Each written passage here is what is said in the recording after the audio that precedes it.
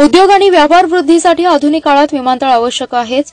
सांगली जिल्ह्यात कौलापूर येथील जागेवर विमानतळाला मंजुरी घेऊन ते पूर्ण करणे ही आता माझी जबाबदारी असेल. त्यासाठी जागा हस्तांतरणाची प्रक्रिया आपण लवकरच सुरू करू, अशी ग्वाही केंद्रीय नागरी उड्डाण राज्यमंत्री मुरलीधर मोहोळ यांनी दिली आहे. कौलापूर विमानतळ बचाव कृती समितीचे निमंत्रक पृथ्वीराज पवार आणि भाजपाचे पश्चिम महाराष्ट्र समन्वयक मकरंद देशपांडे यांनी आज पुण्यात केंद्रीय मंत्री मुरलीधर मोहोळ यांची भेट घेतली. सुमारे अर्धा तास कौलापूर विमानतळ या विषयावर चर्चा झाली. या जागेतील तांत्रिक बाबींपासून ते जिल्ह्याच्या शेती, उद्योग, व्यापार वाढीबाबत सविस्तर चर्चा करण्यात आली आहे. मकरंद देशपांडे यांनी कौलापूर विमानतळाची ऐतिहासिक पार्श्वभूमी मांडली. मुरलीधर मोहोळ म्हणाले, छोट्या विमानतळाचा विषय महाराष्ट्र विमान प्राधिकरणाकडे आहे. कौलापूरचे विमानतळ करण्याबाबत या प्राधिकरणासह केंद्रीय नागरी उड्डाण मंत्रालयाची संयुक्त बैठक घेऊ.